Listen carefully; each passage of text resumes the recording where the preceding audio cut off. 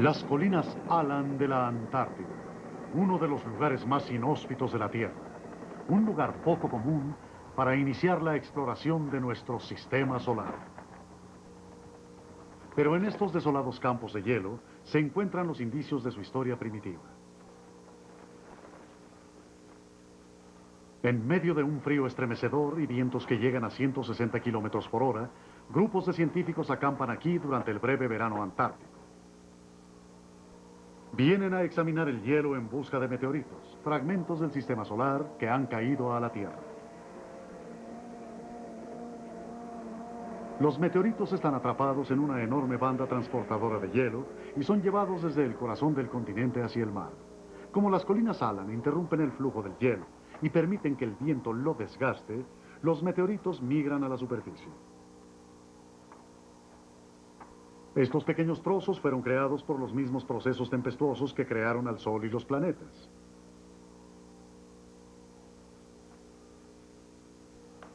Son cápsulas de tiempo cósmicas. Conservadas en este congelador colosal, nos narran una historia tan vieja como la Tierra misma.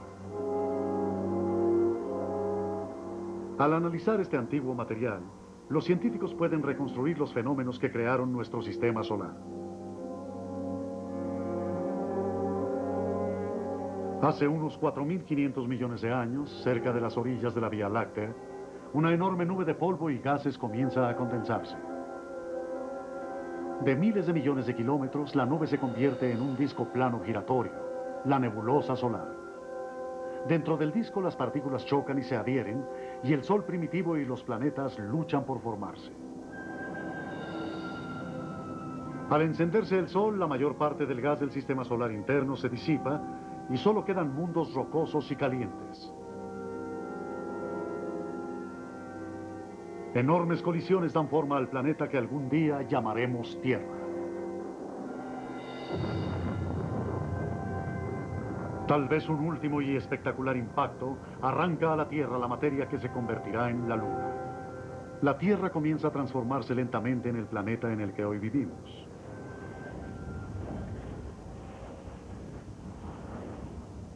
$4.500 millones de años después, la Tierra sigue evolucionando.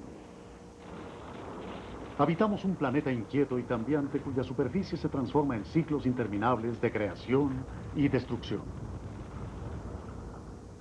La mayor parte de la historia de la Tierra se conserva en sus rocas, pero faltan muchos capítulos.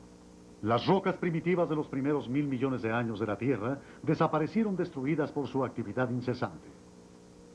¿Cómo podemos saber lo que sucedió en la Tierra antes de que su inestable geología borrara el registro?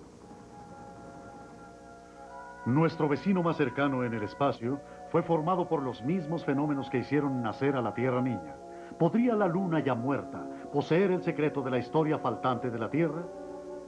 Y ahora quiero decir a mis conciudadanos que enviaremos a la Luna, a 386.000 kilómetros, un cohete gigante hecho con nuevas aleaciones de metales, algunas de las cuales aún no han sido inventadas, que podrán soportar el calor y las presiones varias veces más que los materiales actuales y que será construido por los científicos más prestigiados, llevando consigo todo el equipo necesario de exploración, supervivencia, control y comunicaciones en una misión nunca antes intentada a un cuerpo celeste desconocido y a todos los confines del espacio.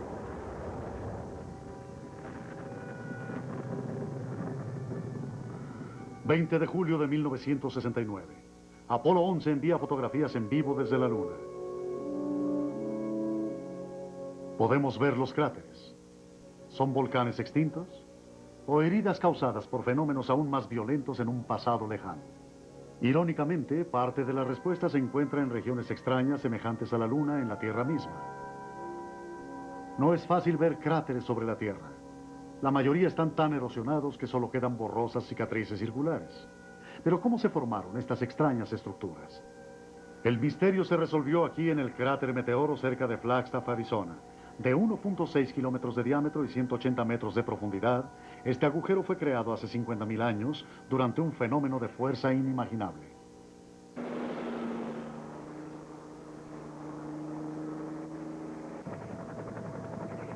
Muchos científicos creían que el cráter Meteoro era el vestigio de un viejo volcán. La verdadera explicación implica una idea más radical. Los cuerpos del espacio ayudaron a dar forma a la Tierra. Gene Shoemaker, un científico de la Inspección Geológica de los Estados Unidos, ayudó a demostrar que el cráter se formó cuando un meteorito de níquel y de hierro cayó del cielo y se estrelló en la Tierra. La evidencia se encontraba por todas partes. La evidencia principal del origen del impacto en este cráter está en la geología. Parte de ella está aquí, bajo nuestros pies, donde hay un yacimiento a 180 metros de profundidad de rocas fracturadas y que fue explorado a principios de siglo por Daniel Moreau Baringer y sus colegas. Y lo que encontramos es un yacimiento de rocas fracturadas, bastante profundo. Los 15 metros de abajo contienen las gotas derretidas del meteorito solidificadas en las rocas que se derritieron. Hay más evidencia que podemos ver de inmediato en las laderas del cráter. Podemos ver que las rocas están montadas a lo largo de una gran falla. De un lado, la ladera del cráter fue afectada mucho más que del otro. Las rocas que alguna vez estuvieron aquí en medio fueron arrojadas durante la onda de choque y disparadas como los pétalos de una flor que se abre y cayeron sobre el terreno circundante, como un manto gigante de material fracturado.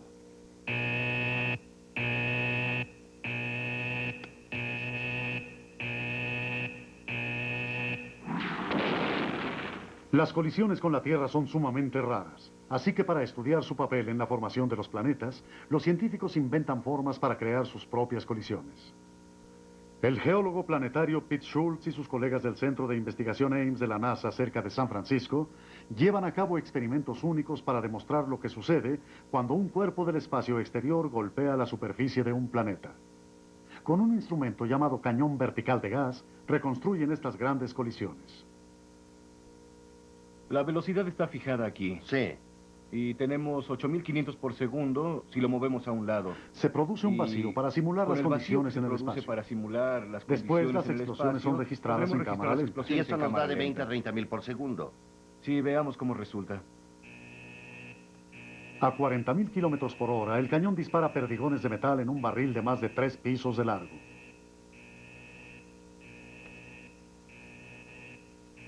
¡Listo, Earl! ¡Dispara!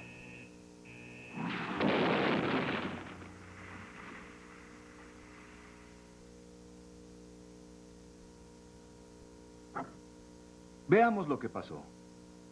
Esta secuencia muestra el cráter mientras crece. Crece en forma muy ordenada, no caótica.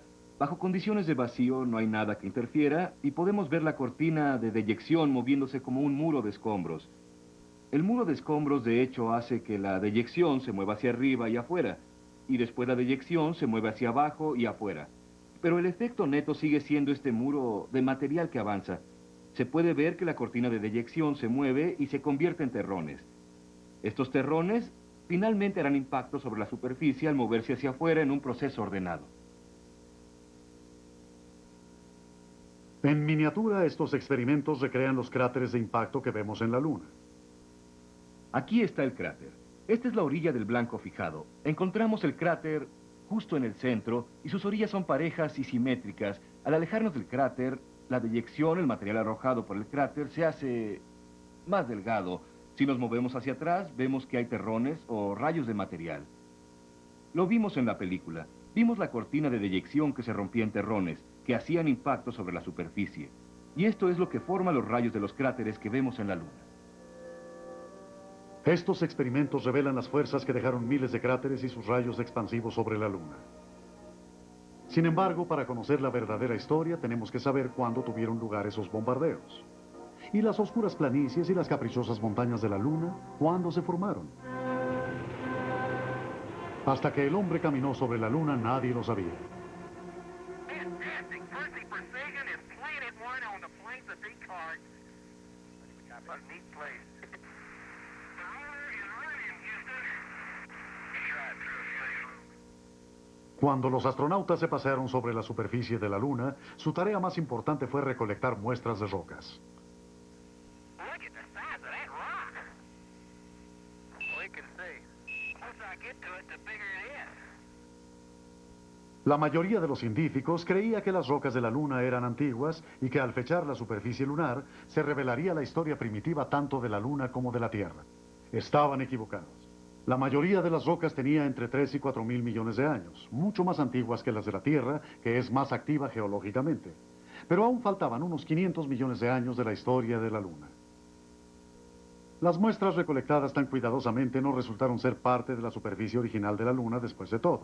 Esta también había desaparecido como la de la Tierra en un pasado remoto.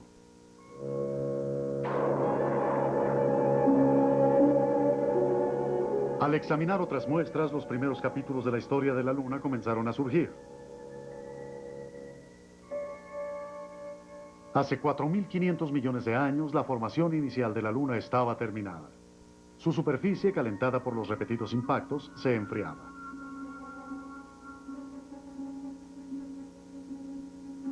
Hace 4.000 millones de años, un segundo bombardeo masivo pudo haber ocurrido, destruyendo gran parte de las rocas de la superficie original.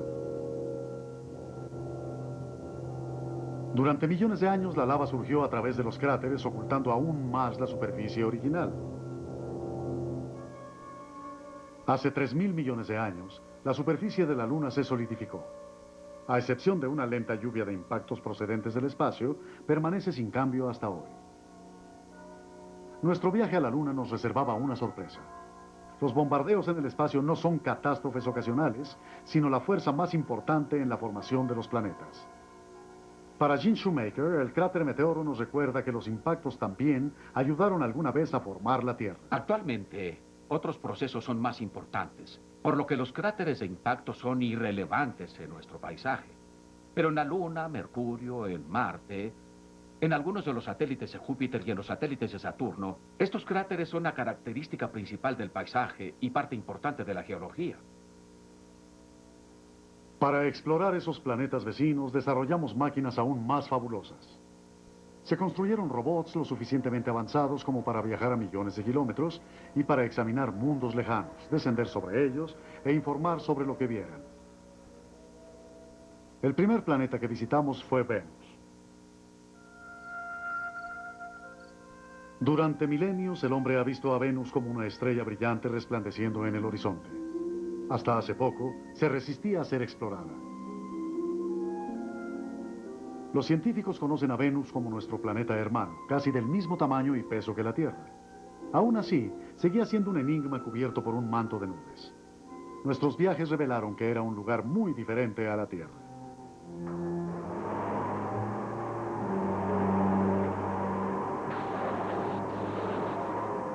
Si pudiéramos descender a través de la densa atmósfera de Venus, la encontraríamos llena de dióxido de carbono, desgarrada por tormentas y relámpagos. A diferencia de las nubes blancas y onduladas de la Tierra, las de Venus son espesas y venenosas, llenas de azufre y gotas de azufre. Una lluvia ácida capaz de disolver el más duro de los metales. En algunos niveles, vientos de hasta 300 kilómetros por hora azotan las nubes alrededor del planeta. Y sobre la superficie, la inmensa atmósfera crea una presión 90 veces más aplastante que la de la Tierra. Ningún lugar puede duplicar el clima de Venus. Ningún otro está tan árido y quemado. Ningún otro paisaje tan carbonizado y marchito. Pero el Valle de la Muerte, en una tarde calurosa, puede darnos una idea. Venus ha evolucionado en forma muy diferente a la de la Tierra. ¿Cómo fue que se convirtió en el planeta caliente y desolado que es hoy? Jim Head, un científico planetario de la Universidad de Brown, es una autoridad sobre Venus. Aquí en el Valle de la Muerte nos encontramos en uno de los lugares más calientes de la Tierra, pero no se aproxima ni remotamente a la superficie de Venus. Aunque las temperaturas en el Valle de la Muerte en un día caluroso pueden superar los 49 grados centígrados, en Venus son regularmente de 480 grados centígrados. La superficie de Venus es tan caliente como para derretir plomo. ¿Cómo llegó a ser así? Puede pensarse que es porque Venus está más cerca del Sol que la Tierra, pero eso es solo parte de la respuesta. Sobre la Tierra, el calor que llega a la superficie puede ser devuelto al espacio otra vez. Por otro lado, en Venus, la atmósfera tan densa y espesa es un invernadero increíble, un invernadero global, que atrapa el calor bajo la superficie de la capa de nubes y lo acumula en el tiempo. Solo la Unión Soviética ha hecho descender con éxito algunas sondas sobre la superficie de Venus. Antes de que fueran destruidas en su atmósfera hostil, enviaron por radio imágenes de un mundo extraño e infernal.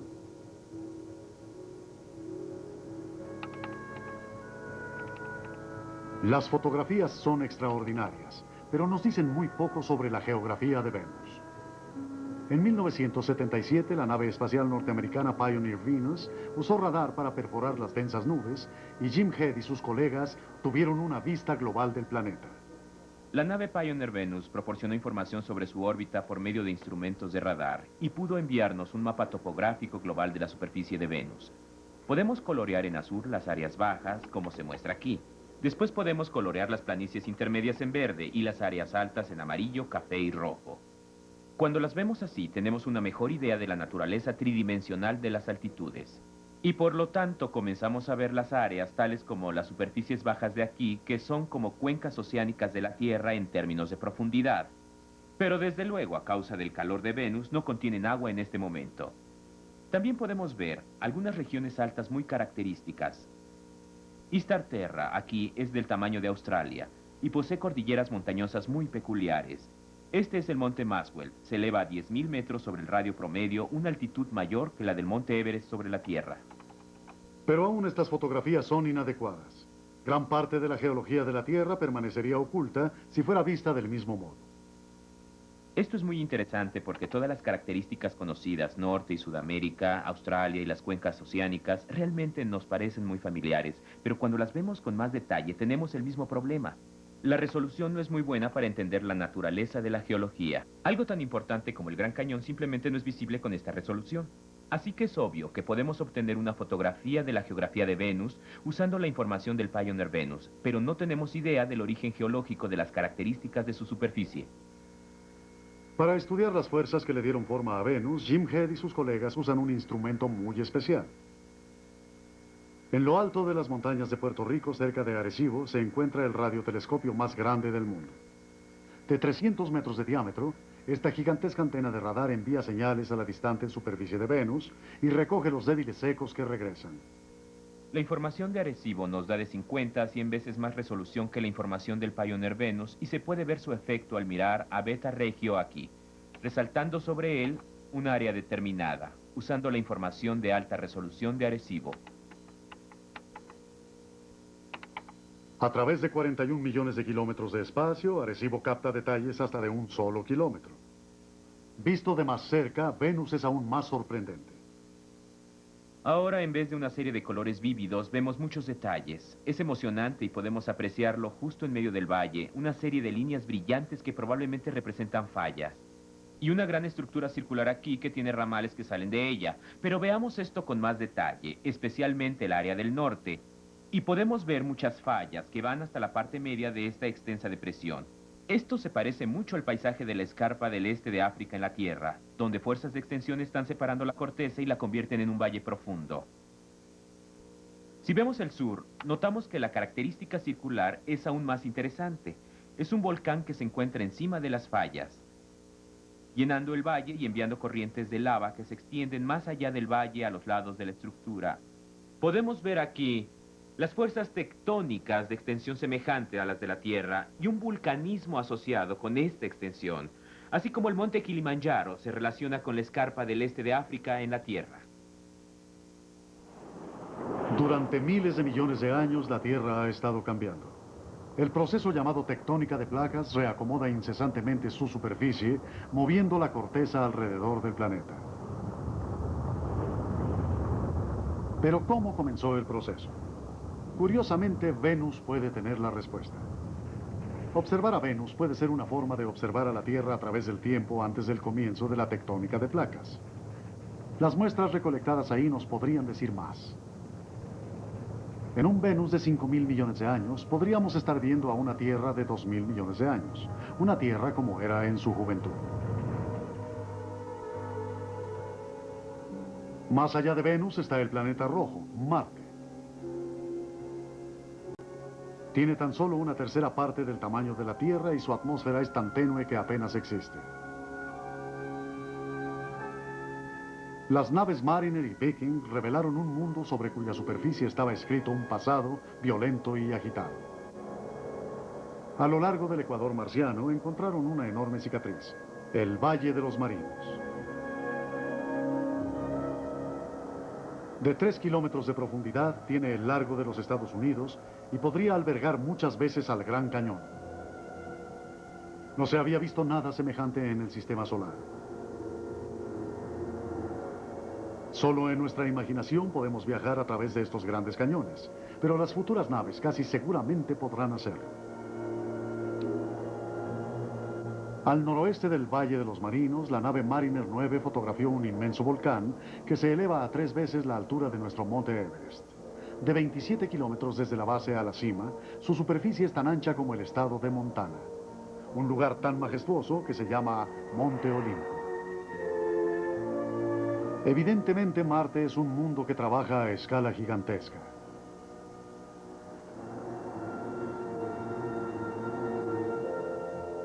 Los terrícolas siempre nos hemos sentido intrigados por Marte, aún antes de enviar sondas a investigar. Hace un siglo solo podíamos verlo desde observatorios como este en las colinas de Flagstaff, Arizona. Pero especulábamos que podría no ser un planeta muy diferente al nuestro. Albergábamos la última esperanza de que Marte también tuviera vida inteligente. Toby Owen es un científico que estudia la atmósfera de Marte. De todos los otros planetas, Marte es el que con mayor frecuencia nos imaginamos como capaz de albergar alguna forma de vida. Este es un libro de dibujos de Marte hecho por Percival Lowell, quien construyó este observatorio hace unos 100 años para poder estudiar este planeta con todo detalle. Lowell describía un mundo que excitó la imaginación del público. A través de su telescopio, él hizo observaciones sorprendentes. Cada año veía cómo los casquetes de hielo crecían y disminuían.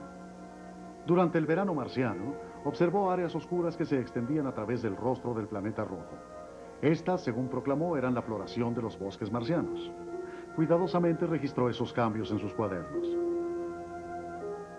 La vegetación no era la única clase de vida que Lowell vio en Marte. Él creía que era el hogar de una raza moribunda y desesperada que había construido una vasta red de canales para transportar agua de los casquetes polares a las ciudades sedientas de su Ecuador. Como prueba hizo un mapa de un intrincado sistema de acueductos marcianos y predijo que algún día encontraríamos a los habitantes de una antigua civilización. Pero las cosas no resultaron así.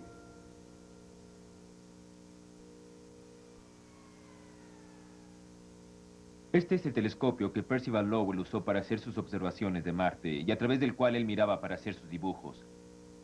Lowell estaba atrapado en la Tierra, como lo estábamos todos los astrónomos, hasta que aprendimos a enviar naves espaciales a otros planetas. Cuando finalmente llegamos a Marte con el proyecto Viking, encontramos un planeta muy diferente del que Lowell había imaginado. No había evidencia de canales o de constructores de canales, ninguna evidencia de vida de ninguna clase. Para darnos una idea de lo que hoy es Marte, podríamos pensar que estamos ahí en una expedición y que nuestro trabajo consiste en encender un fuego para hervir un huevo. Lo primero que descubrimos es que no hay combustible en Marte. No hay nada sobre la superficie del planeta que pueda ser quemado. No solo no hay vida, no hay materia orgánica. Además, descubrimos que aunque hubiera combustible, no podría quemarse, porque solo hay cantidades muy pequeñas de oxígeno en la atmósfera marciana. Así que ese es Marte como lo conocemos hoy. Un planeta seco, frío, desértico, sin posibilidad alguna de vida como la conocemos. Por las fotografías enviadas por el Viking, no es difícil entender por qué no encontramos vida en Marte. Pero las fotografías tomadas desde lo alto del planeta revelan un mundo diferente. Atrapados en los casquetes de hielo de Marte hay océanos de agua. Y alguna vez esa agua corría a través de la superficie marciana. Los restos de antiguos lechos de ríos se extienden claramente en finos patrones semejantes a dedos. Y las grandes regiones erosionadas que parecen planicies hablan de una época en la que Marte no era tan desolado y frío. ¿Qué pudo haber creado estas extrañas características? El primer indicio vino de la Tierra. Los páramos del centro del estado de Washington. Hace 13.000 años, un lago de 4.800 kilómetros cuadrados cubría gran parte de Montana, hasta que reventó su dique de hielo y arrasó los páramos. Un muro de agua de 30 pisos de altura estalló rumbo al Pacífico, arrasando con todo lo que había en su camino. A su paso dejó una de las formaciones geológicas más extrañas de la Tierra.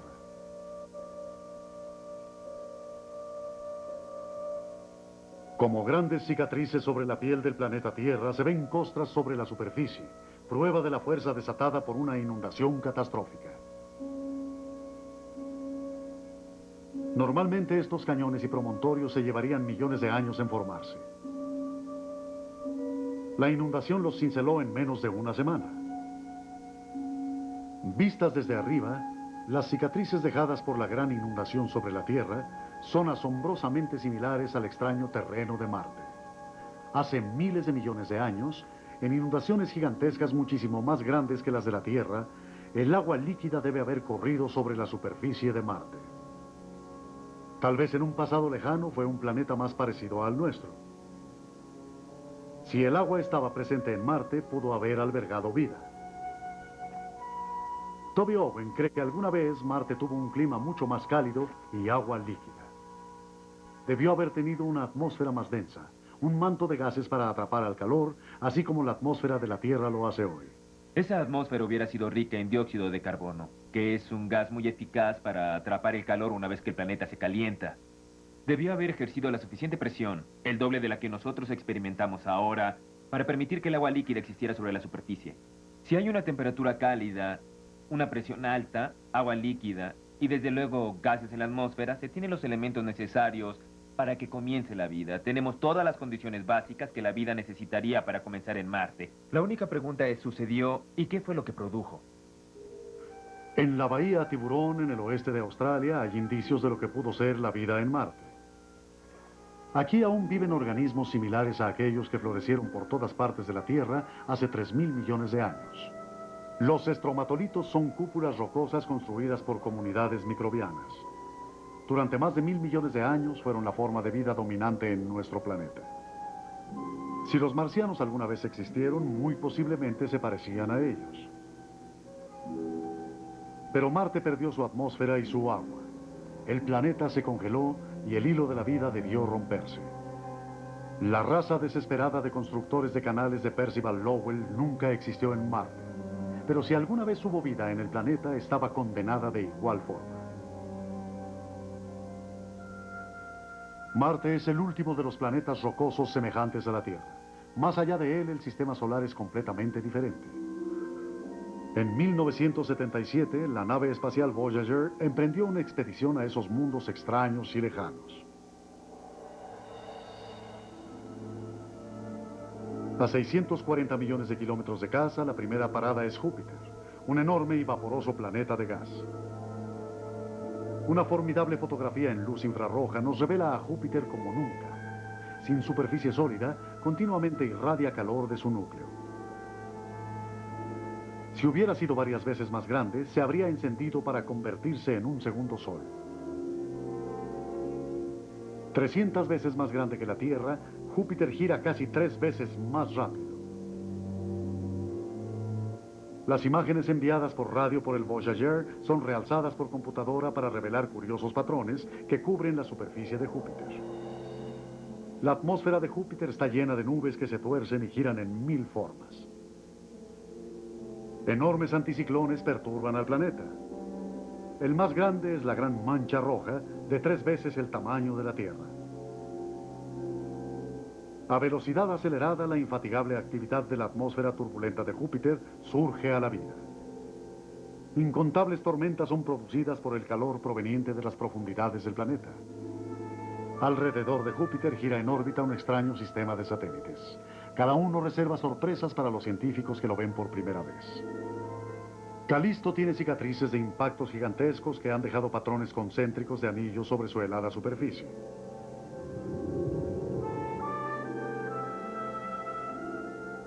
Ganimedes es el más grande de los satélites de Júpiter.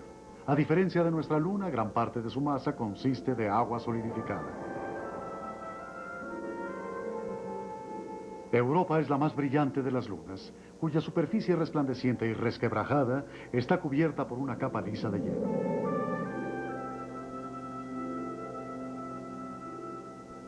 Cuando el Voyager fotografió a Io, comenzó una de las historias más extrañas de la misión. ¿Cuál fue la causa de las extrañas manchas de este mundo marcado?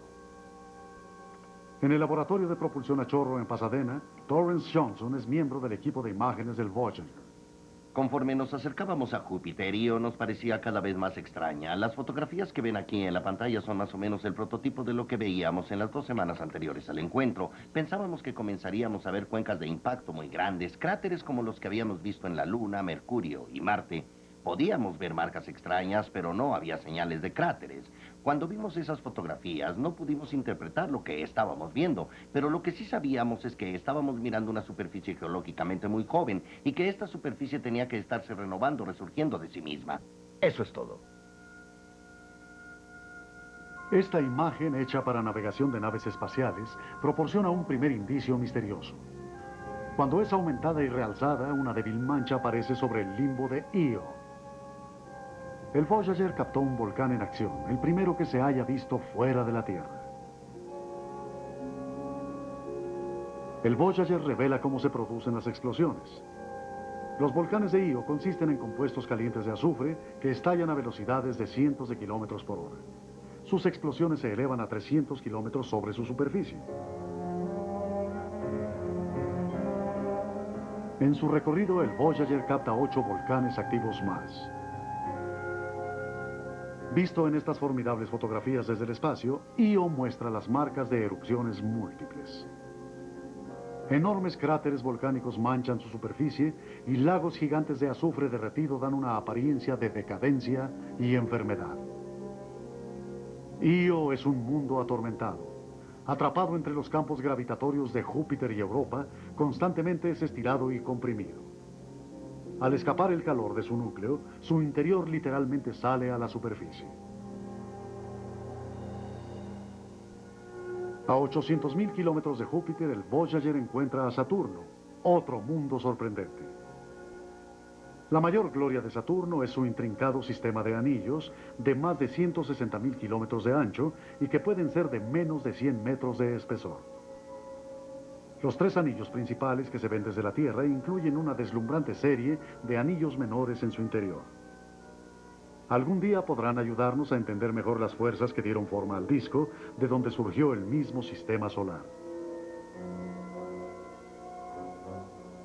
Más allá de Saturno existen aún otros planetas. El helado Urano, con sus peculiares anillos verticales. Y Neptuno, con su luna Tritón, más frío y aún más misterioso y distante.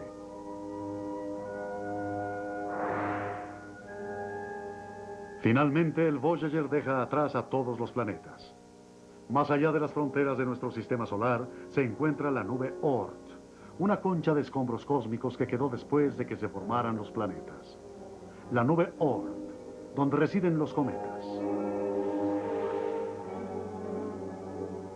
En forma inesperada, los escombros de este lugar tan alejado pueden tener profundos efectos sobre el planeta Tierra. Desde lejos, la Tierra no parece ser tan diferente de los otros mundos que la rodean. Sin embargo, nuestros viajes a otros mundos nos han mostrado que de todos los planetas en el sistema solar, la Tierra es única.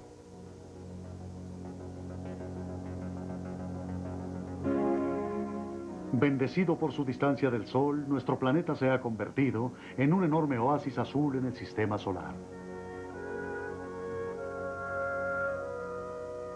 Como en ningún otro mundo, abundan los océanos de agua líquida.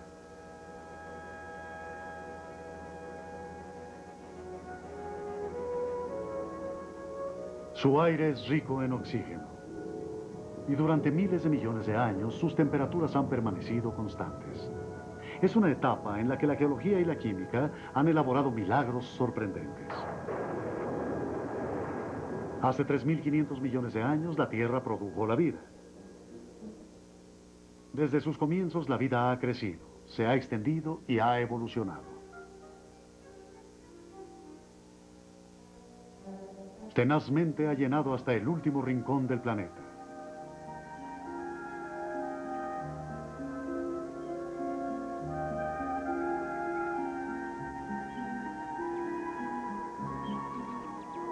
Sin embargo, la asombrosa variedad de formas de vida ha sufrido inmensos cambios. Las especies que ahora habitan en el planeta no siempre han estado aquí. La evolución favorece al más fuerte. Miles y miles de familias de animales han llegado y han florecido para después desaparecer. Pero aún aquí los fenómenos que se dan en el espacio pueden llegar a influir. Esta cantera en Utah contiene toda una colina llena de restos de enormes criaturas que alguna vez vivieron y respiraron y que desaparecieron. Los dinosaurios vivieron aquí alguna vez, los animales más grandes y espectaculares que hayan caminado sobre el planeta. Durante 100 millones de años dominaron a la Tierra y después, hace 65 millones de años, el último de los dinosaurios desapareció. Solo quedan sus huesos. La desaparición de los dinosaurios y de las criaturas que vivían con ellos es uno de los grandes misterios de la ciencia. Ahora una nueva teoría relaciona la muerte de esas gigantescas bestias con fenómenos en el espacio exterior. La historia comienza del otro lado del mundo. En el centro de Italia se encuentra el pequeño pueblo medieval de Gubbio, un escenario poco común para una de las historias científicas detectivescas de los tiempos modernos.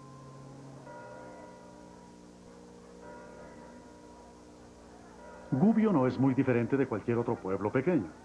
Los rostros que hoy miran sus calles antiguas reflejan a aquellos que las contemplaban aquí hace generaciones. Para su gente, Gubbio es aún un buen lugar para trabajar y para jugar.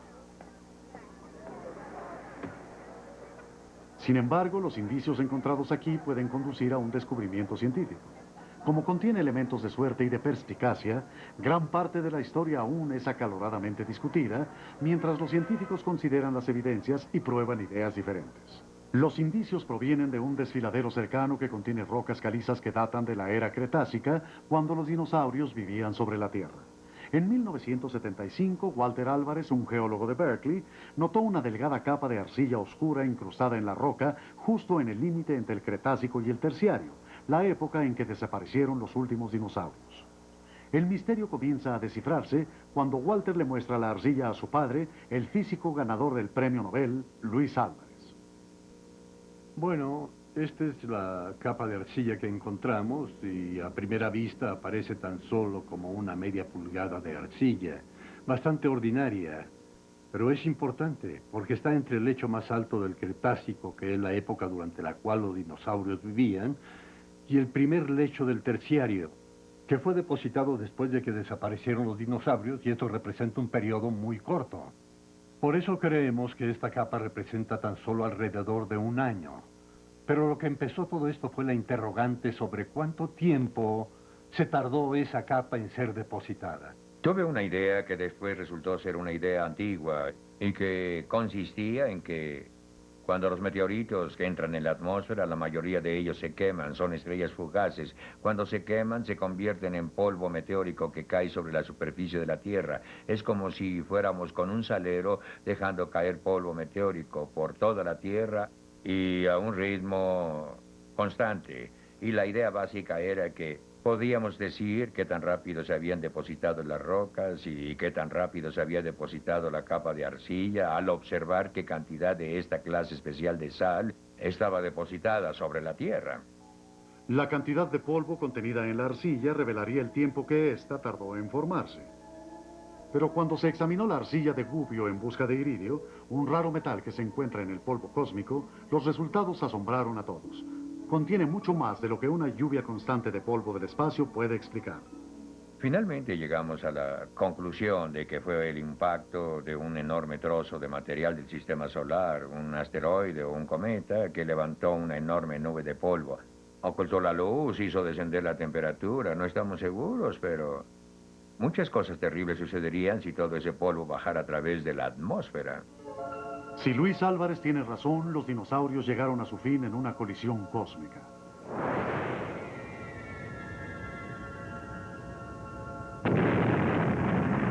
El polvo arrojado a lo alto de la atmósfera rápidamente rodeó la Tierra. La luz del sol fue bloqueada y el día se convirtió en noche perpetua. Y en el frío y la oscuridad, los dinosaurios y 3/4 partes de todas las especies vivientes se extinguieron. Al asentarse el polvo, formó la capa de arcilla y reveló el rostro desolado de una tierra devastada. Es una idea elegante, pero ¿es verdadera? Se ha encontrado la misma capa de arcilla en docenas de lugares. ¿Pero pudo ser causada por la actividad volcánica de la Tierra? Bruce Bohr, un geólogo de la Inspección Geológica de los Estados Unidos y una autoridad en arcillas volcánicas, decidió investigar por sí mismo. Bohr sabe que estas rocas del promontorio Brownie en Montana contienen polen y esporas de plantas que vivían con los últimos dinosaurios. Usándolas como guía, él rápidamente desentierra el límite entre el Cretácico y el Terciario, la época en que desaparecieron los dinosaurios. El último segmento que hemos expuesto aquí es un esquisto oscuro carbonoso, el último de los antiguos sedimentos del Cretácico. Lo sabemos por el polen y las esporas. Arriba de él se encuentra esta capa rosada de lluvia radioactiva. Encima está una veta delgada de carbón. Sabemos que las plantas cambiaron drásticamente a través de este límite marcado por la arcilla.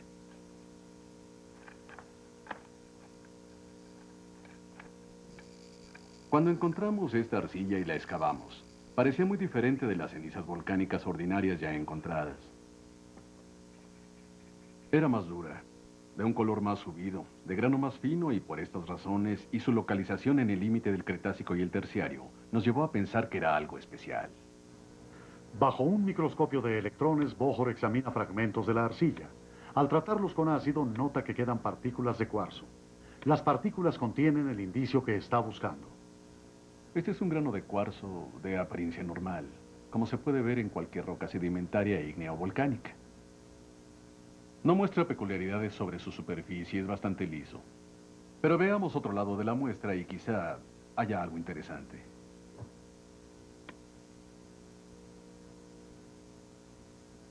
Aquí tenemos un grano de cuarzo que muestra características poco comunes. Estos surcos aparentemente fueron formados por el ácido clorhídrico que usamos al limpiar el grano.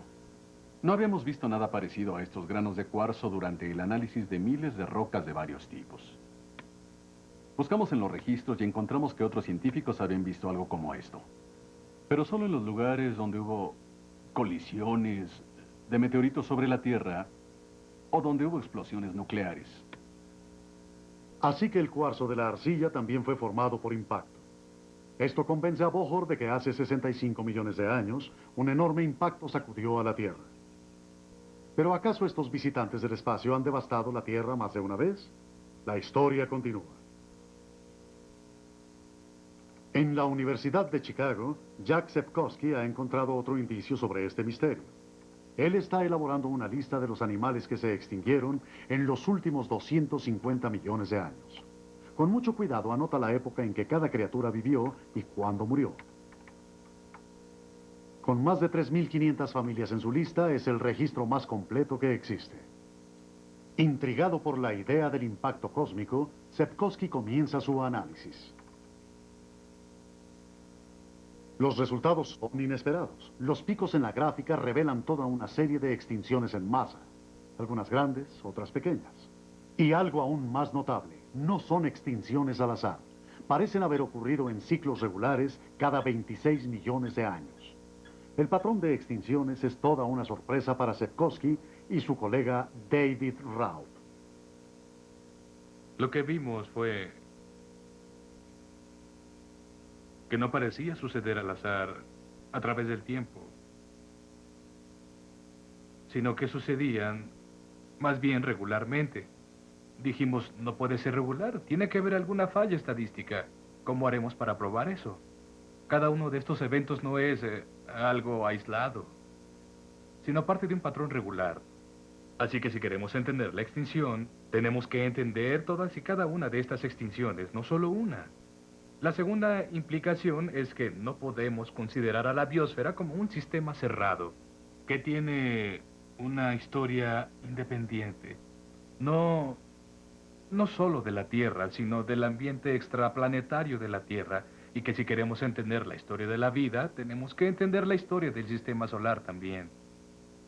¿Vivimos en un planeta que es devastado cada 26 millones de años? Muchos científicos dudan de que esas extinciones cíclicas realmente sucedan. De regreso en Berkeley, Luis Álvarez, como muchos científicos, duda de esos resultados hasta que los menciona a Rick Mueller, un joven colega. Mueller comienza a pensar, ¿cómo explicar la regularidad? Si el Sol tuviera una estrella compañera que estuviera en una órbita lo suficientemente lejana como para ser una órbita estable, también podría influir en esto. Cada vez que Mueller sugiere una solución, Luis Álvarez la refuta rápidamente. Al final surge una teoría ingeniosa, una que Álvarez está de acuerdo en que vale la pena probar. Müller propone que el Sol tiene una estrella compañera pequeña y oscura a la que llama Némesis. Cada 26 millones de años, Némesis se acerca lo suficiente como para perturbar la nube Oort, esa distante concha de cometas en los límites del sistema solar. En la pantalla de la computadora tengo un modelo del sistema solar. El círculo oscuro ahí al centro a la derecha representa al Sol. Esos puntos pequeños y negros que giran en órbita a su alrededor como un enjambre de abejas representan solo algunos de los muchos cometas que giran alrededor del Sol.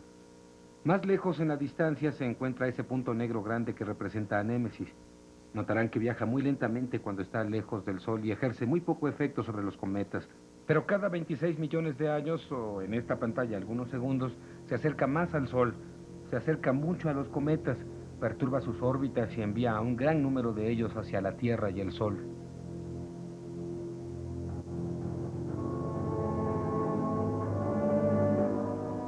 Las atrevidas ideas de Rick Müller no son tan raras como parecen. El Sol podría tener una compañera, ya que la mayoría de las estrellas que podemos ver son parte de sistemas de estrellas múltiples. Si Némesis existe, tenemos muy poco que temer. No regresará en 15 millones de años. Mientras tanto, la búsqueda de Némesis se lleva a cabo en el observatorio Lochner cerca de Berkeley. Mientras la mayoría de los científicos duda que la compañera del Sol exista realmente, Rick Müller y sus colegas están llevando a cabo un ambicioso estudio de los cielos. Usamos este telescopio para buscar a Némesis. La idea es tomar una fotografía de una estrella y después regresar para verla otra vez 6 meses después. Si es una estrella cercana, entonces la Tierra se habrá movido alrededor del Sol y la estrella parecerá estar en un ángulo ligeramente diferente al de hace 6 meses. Tenemos 5.000 estrellas candidatas. 5.000 estrellas que han sido catalogadas, que han sido fotografiadas, y cualquiera de ellas podría ser Némesis. Para Rick Müller, esta búsqueda proporciona no solo un eslabón poco probable entre la muerte de los dinosaurios y una oscura estrella, también puede enseñarnos algo más sobre nuestros propios orígenes humanos. Los mamíferos habían existido por mucho tiempo, pero no fueron capaces de quitarles el dominio de la Tierra a los dinosaurios hasta que estos desaparecieron. Todas nuestras ideas acerca de nuestro origen y de nuestro destino se van a ver afectadas por esto. Me parece emocionante, no solo física, sino astrofísica, es biología, es evolución, es paleontología. Es la pregunta, ¿por qué estamos aquí? La búsqueda de Némesis puede ser en vano. Los intentos de los científicos de entender el mundo a nuestro alrededor con frecuencia lo son. Mientras otros investigadores desarrollan ideas diferentes, la ciencia avanza. El verdadero significado de la capa de arcilla, la regularidad de las extinciones y la existencia de Némesis son acaloradamente discutidos. Pero de estos conflictos surgirán nuevas verdades. La relación entre los cometas y nuestra propia existencia puede ser más grande de lo que pensamos. Estos mensajeros de destrucción también pudieron haber sido los precursores de la vida. Al nacer nuestro sistema solar, innumerables cometas cayeron a la Tierra. Con ellos vinieron parte de nuestro aire, nuestra agua y tal vez aún la química de la cual evolucionaría la vida. Nuestro mundo está hecho de polvo de estrellas, como todas las formas de vida que florecen sobre él. Productos de la evolución de la materia prima que alguna vez fuera engendrada en el espacio, ahora regresamos a visitarla. En lugares lejanos y helados sobre la Tierra, estamos encontrando la evidencia de nuestra relación con el cosmos. Los restos de poderosas colisiones nos dicen que fuerzas lejanas a nosotros son las mismas fuerzas que alguna vez dieron forma a nuestro planeta y que pueden haber alterado el curso de la evolución.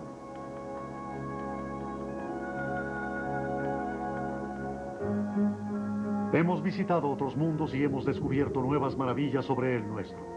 Y nuestros viajes nos han llevado a recorrer un círculo.